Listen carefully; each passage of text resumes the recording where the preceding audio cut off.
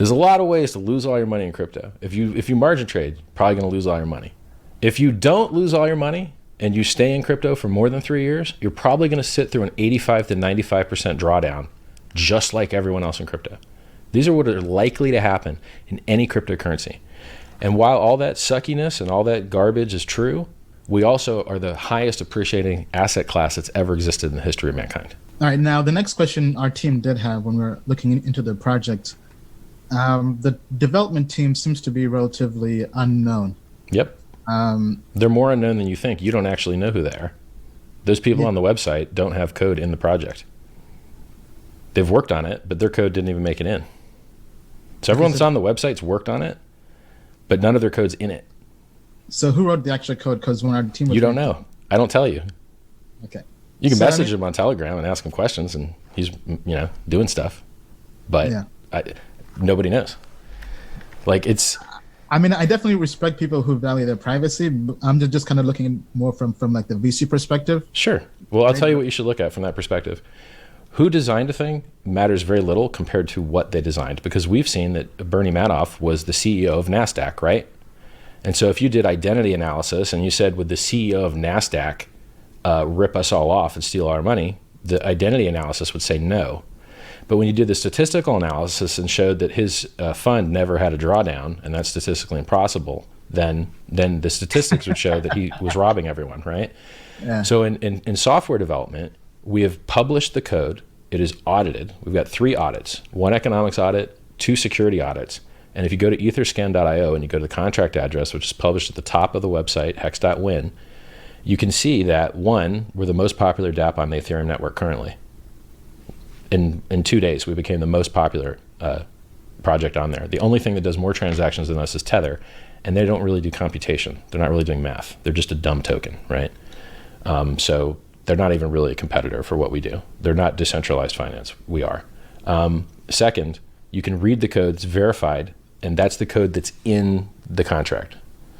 So what you do is you put your contract on the blockchain, right? And the code's there, and it's locked. It's immutable. And then you take the text of your code and you submit that text, and then you tell it what compiler you used, and then it compiles that text, and it sees that the text that you gave it matches what's on the blockchain, and then it verifies it and it says, okay, we know that this contract that's in this code really is this text, and it matches, and so this is the code that's being run. Because there's some contracts that you run them and you interact with them, but they don't publish the code and you don't know what they really do. So with ours, you really know what it does. And it really has audits. You can read them. They're on the homepage. Just scroll down to security.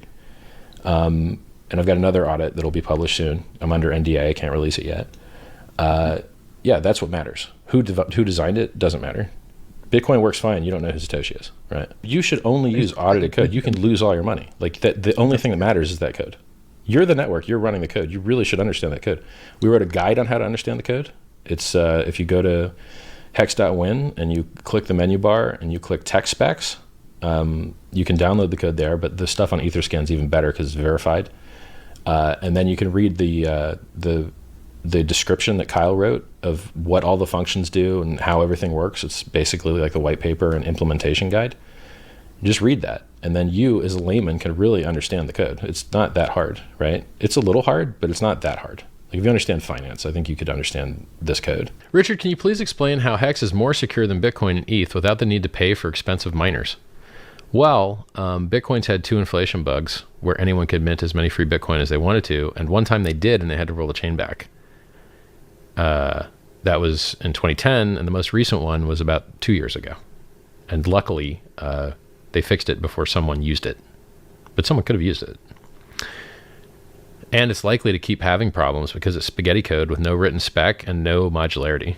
The wallet and the networking and the consensus are all stuck right on top of each other and very easy to screw up, which is why almost no one can become a Bitcoin developer. It takes 9 months of intense training to be able to make your first useful commit. It's spaghetti code. It's trash.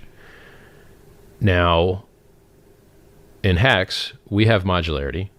We have security audits, 2 of them. We have an economics audit. And we restricted all of our consensus code to a very strong, immutable, unchangeable thing that you can't accidentally screw up. So when they make improvements to the Ethereum network, it doesn't affect our consensus code. And so the most common and executed bug and exploit in all of cryptocurrency is the inflation bug. XLM had an inflation bug. I think it was either 5%, 2%, 10%. Ravencoin had a 10% inflation bug. Monero had an inflation bug, and as it's a fork of Bytecoin, so did Bytecoin, and so did a bunch of other coins. They found theirs and patched it. Some of the other coins didn't. I could go through the list of all these coins that have had inflation bugs, and HEX is absolutely, positively, super duper resistant to that because our consensus code is locked and isolated and unchangeable. And then how do we do it without paying expensive miners? Well, the Ethereum network is already paying the expensive miners, and we're just piggybacking it. And it used to be pennies. Now it ain't pennies.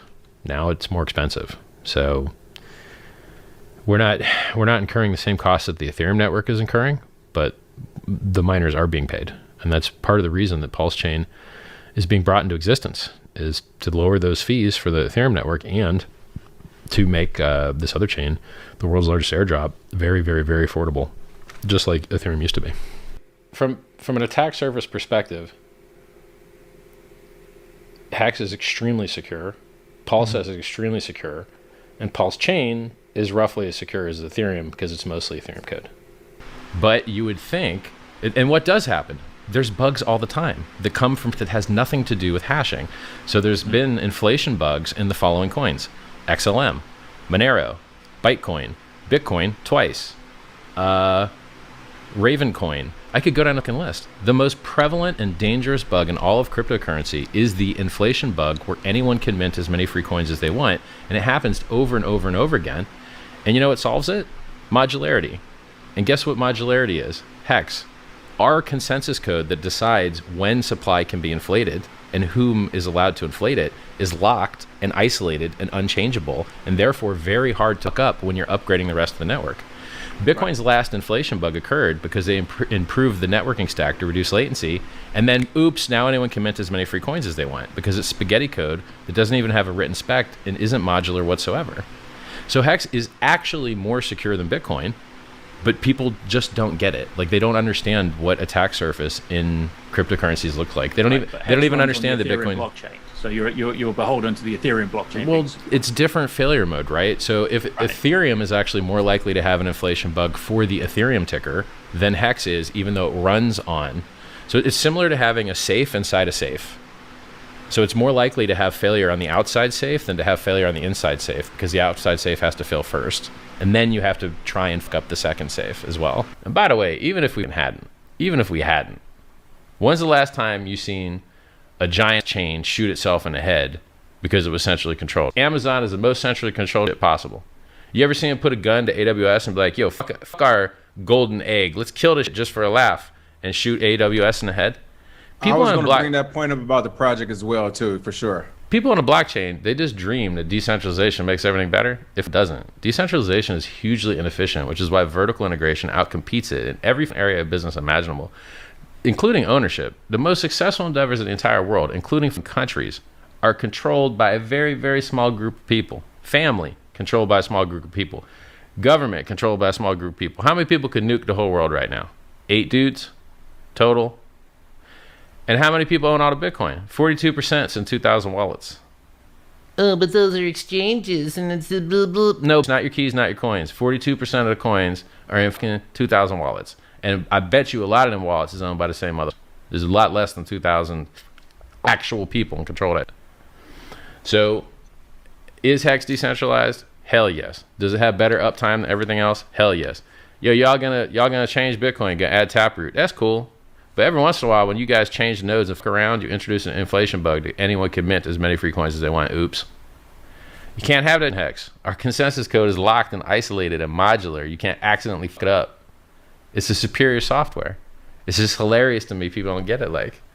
And the funny thing about this is, these pieces of that run unaudited contracts with magic keys that humans control, they try and gatekeep HEX. Wow. You scumbags with humans in control that are losing millions of dollars of money, gonna gatekeep HEX with 3 audits. An economics audit and 2 security audits. Few people. hexdex.win, where 99% of our volume is done, you can't turn it off. There's no magic keys. There's no off switch. There's no pause, and it's audited. Fuck you guys. You suck. With 3 audits, 2 security audits, 1 economics audit. It has no admin keys, no proxies, no admin keys. You can't change it. As a matter of fact, when Vitalik started screwing us by making the S-load function cost 14 times more than when we wrote the contract. Thanks, Vitalik. Good job. On top of the gas fees going up. So not only did he cause reading from disk to cost 14 times more, that multiplies by the gas fees. So because HEX is immutable, I had to make a fork of the entire chain to save everyone from the fees. So what am I looking at on the GitHub for? I saw some code. It was like 2300. We don't even use GitHub, dog. Like, no, well, no, we use GitLab, but like or GitLab. Pardon me. Yeah, it says it in the description on the top right. It's like, we do not use this. If you want to see the source code, go to Etherscan. Because here's another thing, man. Like when you go into the GitHub, that don't mean a thing. Okay, that's some code. Cool. Now show me what's on the blockchain. Because most of the time, that's what I was asking you about. So that's what I'm attempting to ask you about. Is I was saying, just go to hex.com/dev or hex.com/techspecs. You're going to be able to read the audits. You're going to be able to see the hash of the contract. You can see that it matches the bytecode on a network. You're going to see we've had 3 audits. Bitcoin says 0. We've had 2 security audits, an economics audit. Who has an economics audit? We have that. Bitcoin don't have that. Barely anybody has that. So we have 100% uptime. Everybody else down all the time. We have 100% perfect function. Everybody else is getting rug pulled and hacked left and right. We are a superior product designed by superior intelligence people to get superior results. If the government decided to strike those guys down, you could do a proof of work change, which is the same proof of work change that you should already have written as Ethereum has, because the EU almost shut you guys down last week. The EU almost made proof of work illegal last week. Centralized, it is not more decentralized than Bitcoin. It depends on what aspect that you're looking at. You do not, if you want to earn yield in HEX, you can buy HEX from the hundreds of thousands of people that have it, lock it up and earn yield. But if you want to earn yield in Bitcoin, you got to suck 2 or 3 companies' Ds to beg them for a mining hardware machine and hope they send it on time. Certain aspects of my system are vastly more decentralized. They're furthermore more secure, which is why we've never had an inflation bug. Ethereum's never had an inflation bug. HEX has never had an inflation bug, but you guys have had 2. Dude, you're talking about things that occurred in the past in the early days of Bitcoin, which are part but they're going to occur again because you don't have a bug bounty program, you don't have audits, you don't have modularity, you have your wallet touching your network, you don't know anything about software design, dude. I know more about software design than you. Software company, so really? So where's the Bitcoin written spec that you could design a client to? It doesn't exist. It doesn't exist. Need that because Bitcoin sits there. Have you read the critical vulnerabilities? Build an engineer around it. Okay? Have you read the critical vulnerabilities list of Bitcoin Core? It's very long, and there's been a ton of them. Do you know why they're called critical? Because they're really big screw ups. Okay, irrespective, it doesn't matter. They're all probabilistically irrelevant. Do you know it takes 9 months to on-ramp a new Bitcoin developer because the code is spaghetti code? You can't on-ramp a new dev. You got to send your dev to Chain Code Labs and wait 9 months. So look, it takes 9 months to on-ramp a new Bitcoin dev because it's spaghetti code that's very easy to screw up, which is why it's been screwed up so many times in the past. Satoshi wasn't actually a good software developer. Most people don't realize that there was a poker client built in to the original software code. But like, the huge errors were made. And it could be made better, but you guys put your head in the stand and don't try. No, you can't even pay your own devs. Trying to make it better and change it literally defeats the purpose of Bitcoin, which is this unchangeable thing. That's the whole point. So it would rug pull the very promise. So you don't like Taproot then, right? You don't like Taproot? I actually think that Bitcoin shouldn't add a single thing ever again. Like, it should just continue to be what it is, and that's it. I mean, I think Taproot and all the other things that, devs are discussing are relevant. At the end of the day, what matters here, the innovation, is a money that doesn't change, like, whose rules don't change. Yeah, but the rules change. You're just not paying attention. Well, no, the rules have never changed. No. Yes, there was a 40% throughput increase when SegWit was adopted. What are you talking about? The throughput went up 40% because the 1 megabyte block limit got weighting, and it weighted up to 1.4 megabytes. So should we all be buying HEX at the moment? If you look at the chart historically, HEX at a 60 to 70% dip has always been an absolutely fantastic opportunity. And now you're going to get HEX on 2 chains. You're going to have HEX on the Ethereum network. You're going to have HEX on the Pulse network. And what's HEX's market cap now? I know It's probably about 100 billion, probably. 100 100 billion with a B. And how many hexes are there in? 650 billion, I think. Okay, so what's the price of a hex? 18 cents. Okay, and what's the point of hex? What does it do? Oh, so Bitcoin attempted to be peer-to-peer digital cash, failed entirely. Then it attempted to be programmable money, failed entirely. Then it attempted to be digital gold. Seems like that's working out, and it's a more valuable thing to do. Congratulations. HEX attempted to be the thing that monetized time, like a time deposit. So it's a larger market than printed currency. There's over $7.2 trillion in the United States and China in time deposits. There's only 5 trillion of printed cash. It's also 7 trillion time deposits, 5 trillion in cash. Yes. There's also, and I'm quoting you last year's numbers, so hopefully they're still accurate, which they likely are. Also, we accidentally do the other things that Bitcoin wanted to do better. We are a better programmable money. We are extensible. People have built games on top of it. You build a game on Bitcoin? No, you can't. It's not extensible. You can't use it. It's cost too much. It's too slow. Oh, I'm going to wait an hour for my transaction and sometimes 3 to get my first confirmation. It's not okay. You can't wait 3 hours for confirmation. It's horrible. So we're more extensible. We have more modular, more secure software. It's literally less likely to ever have an inflation bug and many other forms of bugs. It has higher performance. Is the software open source? The network it runs on is open source, and you can view and verify the software, but the actual code itself is not licensed for forking, which is a strong competitive advantage. Because when people fork off a Bitcoin and it splits their users, it kind of takes away some of the money. But in HEX, there's one HEX, and that's it. There's one HEX, and other people have tried to do their own code bases and do similar things, and many have gone to 0, like literally 0. One got rug pulled at launch to 0 by the devs. Another got rug pulled later based on an inflation bug. Inflation bugs are the most common bug in crypto. XLM, Monero had an inflation bug, but they patched it. Bitcoin twice, Ravencoin.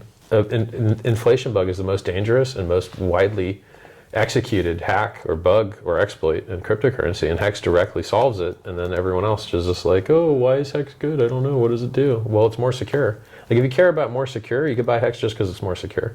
If you care about price performance, if you care about... So who uses HEX? God, we have young people, old people, technically savvy people. We had an 80-year-old guy that had hundreds of millions of dollars HEX that got hacked with a SIM swap recently. He had 10-year stakes. He's 80 years old. He got hacked with a SIM swap? Yeah. Tell me what that means. They impersonate you at the carrier or have a friend that works there. They take over your SIM stops working. It moves to their phone instead. So now their phone works as though it were you. They log into all your online accounts, look at all the documents you saved. Your seed words are there. They empty your exchange accounts. They use your seed words to empty your crypto accounts. It's over. So they can see so if somebody SIM hacked me, they could see all my app, all the stuff that's in all my apps. Everything that's in the cloud. Everything that you let go to the cloud. So if you use Apple, if you let your phone sync to the cloud, which it constantly tries to shove you into doing, when they SIM swap you, they have everything. Then they get everything. God, blimey, that's a bit vulnerable with that. Hundreds and hundreds of millions of dollars has been lost that way.